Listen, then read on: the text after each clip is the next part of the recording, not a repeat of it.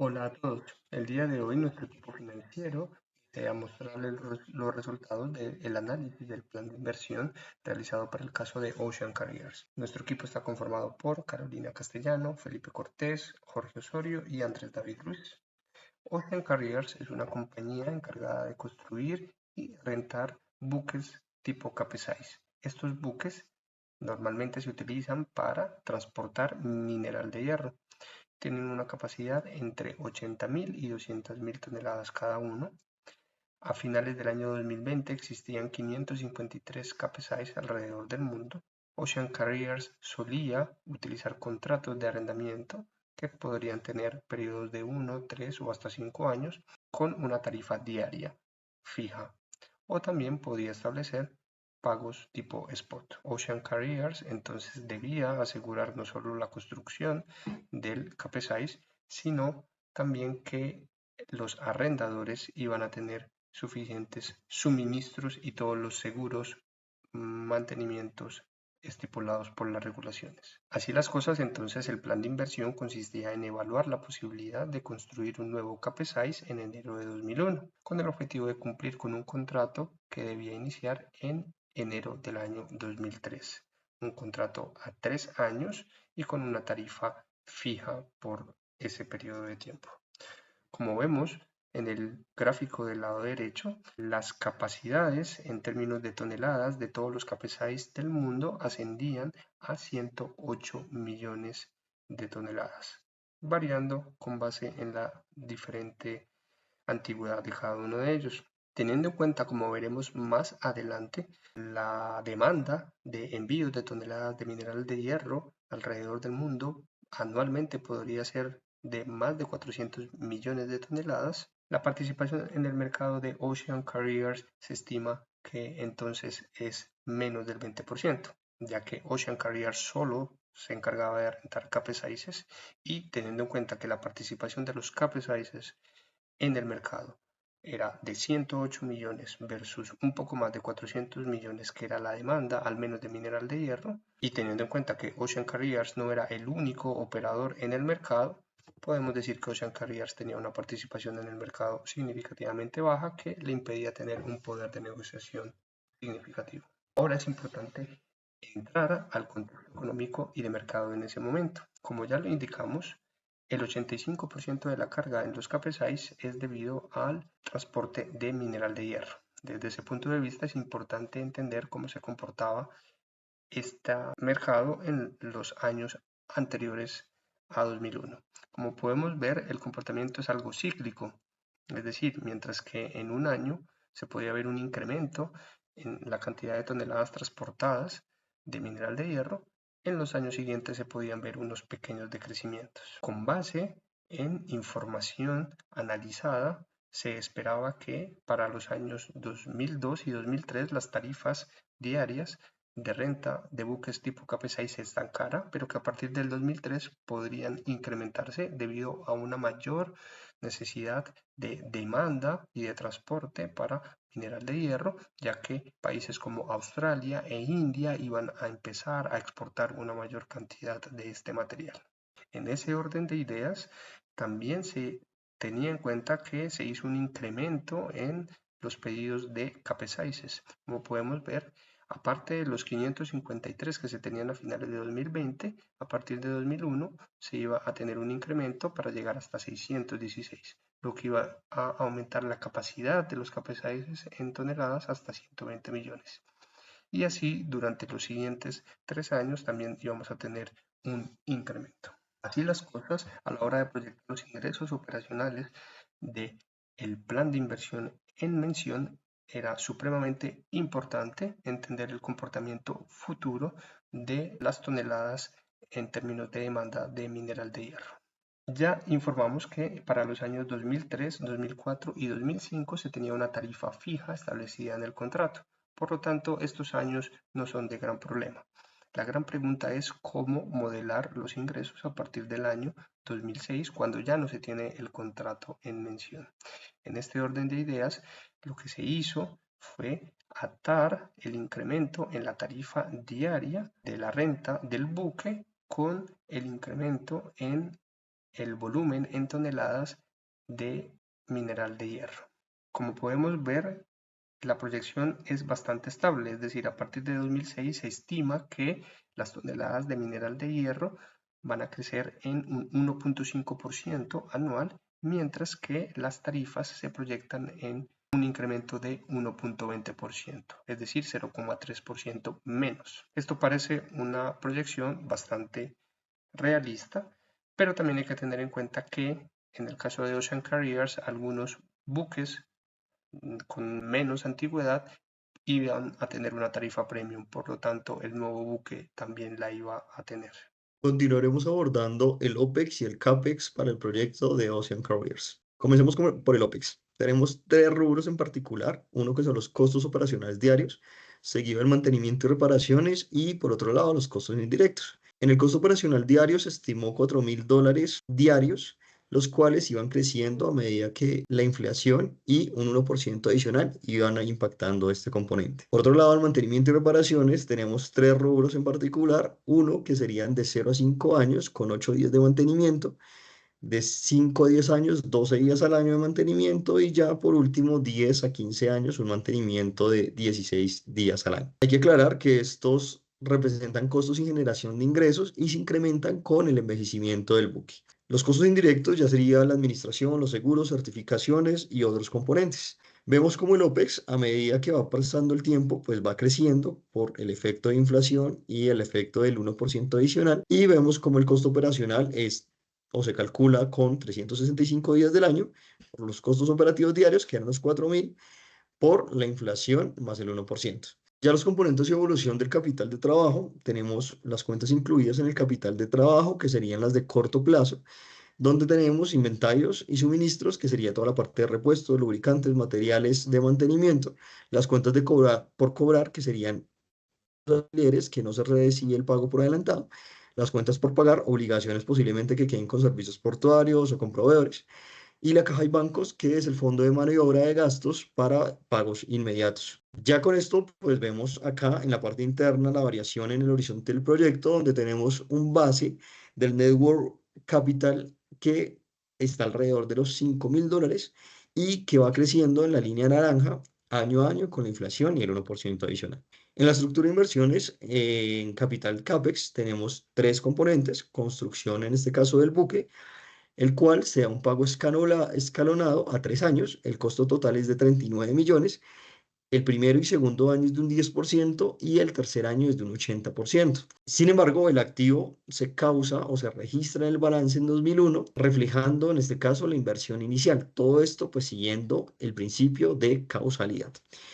Por otro lado, tenemos mantenimiento mayor de inspecciones especiales que se dan en dos momentos, particularmente 2007 y 2012, por 300.000 y 350.000, y la desinversión, que en este caso se da en 2017, con 5 millones por la venta del buque, representando una entrada en efectivo.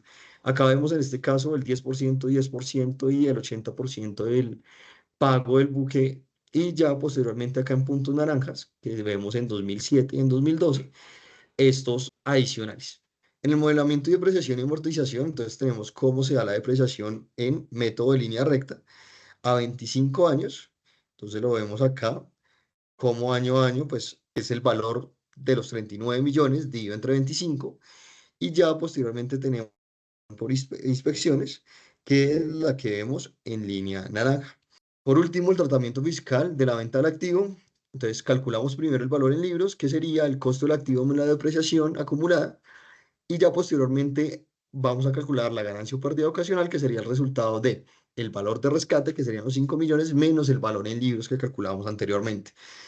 El impuesto, si es aplicable o no, ya va a depender, en este caso, de ese valor de rescate, si es mayor al valor en libros.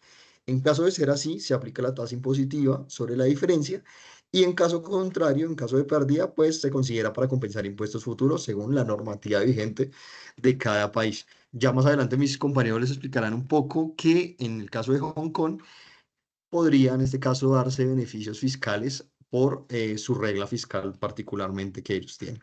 Gracias. A continuación les hablaré acerca de los factores para calcular los costos de financiación, los cuales se listarán a continuación. Tenemos la inflación, posteriormente la rentabilidad del mercado, la tasa impositiva del país en el que se va a registrar los ingresos productos de la operación, el costo de la deuda relacionado con la rentabilidad de los acreedores, el costo del equity relacionado con la rentabilidad de los accionistas, la relación deuda-equity, que es esa proporción de financiamiento entre deuda y capital propio, el ciclo de vida del activo, que hace referencia al ciclo en que va a operar, en este caso el Capesize, que tenemos dos escenarios, que es el de 15 años o 25, y tenemos por último el riesgo país.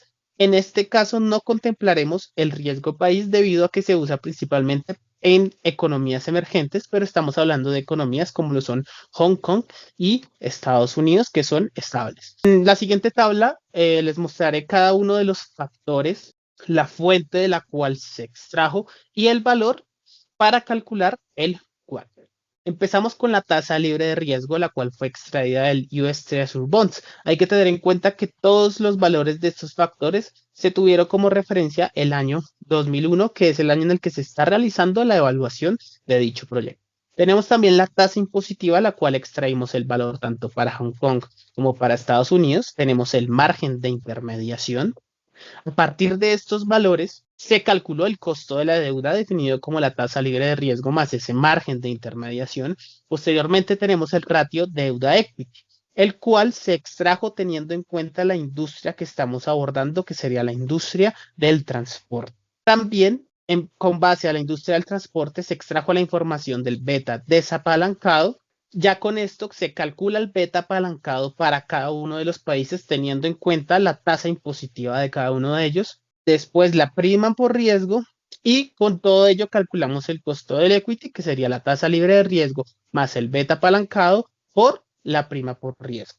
Por último, calculamos el WACC con cada uno de estos valores obtenidos, en el cual obtuvimos que para Estados Unidos es del 9,49%, y para Hong Kong es del 10,21%. Podemos concluir que para Estados Unidos se tiene un valor menor. Esto implica que los retornos de efectivo para cubrir los costos de financiamiento se esperan que sean menores en comparación que en Hong Kong. Ahora hablaremos acerca del análisis de escenarios sin sensibilidad y abordaremos primero la pregunta acerca de ¿qué pasa con la política de la compañía de no operar buques mayores a 15 años? El siguiente gráfico nos muestra básicamente el margen neto, el cual lo extraímos a partir de el estado de resultados. Podemos ver cómo el margen va disminuyendo a medida que van pasando los periodos. Sin embargo, en el periodo 15 se ve una reducción notable y posterior a este periodo podemos ver cómo el margen alcanza cada vez valores más bajos que incluso llegan a ser negativos. Aparentemente este gráfico nos indicaría que la política de no operar estos buques mayores a 15 años es correcta. Sin embargo, si pasamos a evaluar los flujos de caja para cada uno de estos dos escenarios, estoy hablando del escenario de 15 años o de 25, podemos concluir lo contrario. Vemos en el primer escenario, que es este primer gráfico de la parte superior, que obtuvimos un BPN para Hong Kong negativo, de igualmente para Estados Unidos negativo. Lo mismo ocurre en el escenario de los 25 años. ¿Cuál es la diferencia? Que en el escenario de 25 años el valor negativo obtenido es más cercano a cero, es decir, se han tenido más retornos de efectivo que hacen que ese BPN sea más cercano a cero. Estos hallazgos nos permiten concluir que esta política de no operar buques no es del todo correcta. Y aparte que la viabilidad del proyecto no es viable. Ahora hablaremos acerca de cuál de los dos escenarios es mejor. Si optar por el escenario de Nueva York o optar por el escenario de Hong Kong. Evaluando principalmente dos variables, las cuales son la inflación y la tasa impositiva. Entonces, el primer gráfico hace referencia a la inflación. Como podemos ver, la inflación en Estados Unidos en un principio fue superior a la inflación de Hong Kong. Después se empiezan a invertir directamente esos papeles. Hay que tener en cuenta que la inflación está relacionada con los costos de operación. Después tenemos lo que es la tasa impositiva. Tenemos que Estados Unidos tiene una tasa impositiva muy superior, aproximadamente del 39%, comparada con la tasa impositiva de Hong Kong, que está entre el 16 y el 17.5%. Ya cuando vamos a evaluar el flujo de caja de efectivo para el escenario de 15 años, podemos ver cómo en Hong Kong los flujos de efectivo, ya cuando se empiezan a producir ingresos operacionales, son mayores siempre que los flujos de caja de Estados Unidos. Esto se debe principalmente a que en Estados Unidos hay una tasa impositiva muy alta en comparación a Hong Kong y también por el efecto que evaluamos de la inflación. Además, si vemos el BPN, para Hong Kong se tiene un BPN más cercano a cero que para Estados Unidos, lo cual significa que en Hong Kong se obtiene un mayor retorno en comparación a Estados Unidos. Sin embargo, al estos dos VPN ser negativos, indican que el proyecto, independientemente de dónde se haga, se le implemente, no es viable. Por último, hablaremos acerca del análisis de escenarios y sensibilidad. Entonces, ¿qué variables pueden generar volatilidad? Estas las listaremos a continuación. Tenemos entonces lo que son las tarifas de flete, tenemos el costo del combustible, tenemos la inflación y la tasa impositiva. Entonces, estas tarifas de flete pueden estar muy ligadas también al comportamiento de cómo esté la industria del carbón y el hierro. Entonces, ¿cómo podríamos modelarlas? Como una distribución normal en función de los datos históricos. Para el costo del combustible está muy ligada a los costos de operación y aparte de eso también a los precios del petróleo. Entonces, usualmente se modela con una distribución log normal debido a la simetría de los precios del petróleo. Para la inflación y la tasa impositiva se podría utilizar una distribución normal. Sin embargo, ya tenemos datos históricos de los valores que tomaron tanto la inflación como la tasa impositiva para evaluar un periodo de 15 años. Entonces, como podemos ver anteriormente, estas variables están sujetas a condiciones macroeconómicas, fluctuaciones del mercado global y cambios regulatorios o geopolíticos. Entonces, ¿qué nos puede aportar la incorporación de volatilidad en los análisis que estamos realizando? Por ejemplo, utilizando una simulación de Monte Carlo. Podríamos obtener un intervalo de confianza para indicadores claves como lo podría ser el PPN. ¿Qué nos ayudaría esto? Básicamente a evaluar la probabilidad de que el proyecto sea rentable, identificar diferentes escenarios, por ejemplo, un escenario pesimista, base o un escenario optimista, o tomar decisiones más informadas sobre la inversión. Ocean Carriers tiene una política de no operar buques mayores a 15 años, argumentando que los costos de mantenimiento aumentan y la rentabilidad decrece. Sin embargo, mediante el análisis de flujo de caja que realizamos con anterioridad, vemos que independientemente la operación genera un BPN negativo en ambos casos y para ambos países. En este caso, extender la operación de 15 a 25 años, a pesar de que reduce pérdidas, no vuelve este proyecto un proyecto rentable. Adicionalmente, los costos operativos aumentan significativamente a partir del año 14, haciendo que los márgenes y la utilidad neta se vean impactados. Es por eso que mantener la política de vender o desguazar los buques después de los 15 años parece ser una decisión acertada, pues evita pérdidas operativas mayores en un futuro. Sin embargo, nuestro equipo de analistas concluye que operar buques después de ese periodo de tiempo sigue generando un flujo de caja positivo, por lo que recomienda estrictamente no seguir con esa política. En cuanto a dónde debería radicar este proyecto, para responder esta pregunta se analizaron 4 factores claves, que fueron la tasa impositiva, el WACC, la TIR y la BPN. La tasa impositiva de Estados Unidos fue de 39.27%, mientras que la de Hong Kong fue de 16%. La WACC de Estados Unidos fue de 9.49%, mientras que la de Hong Kong fue de 10.21%. Por su parte, la BPN en ambos escenarios, 25 años o 15 años para ambos Estados Unidos y Hong Kong, dio como resultado valores negativos. De igual manera, vimos que la TIR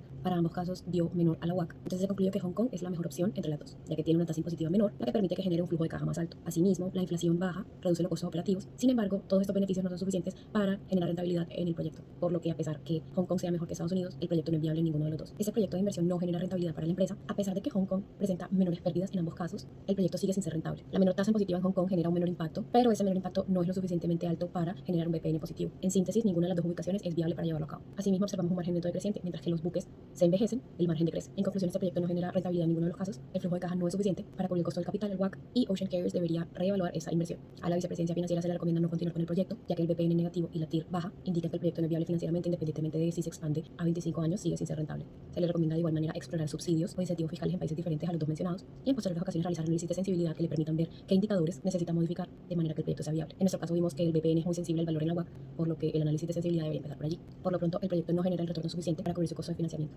Como alternativa se propone negociar mejores condiciones de financiamiento de manera que el WACC se pueda reducir y el proyecto pueda ser viable en Hong Kong. Por último, otra alternativa podría ser reducir los costos de operación.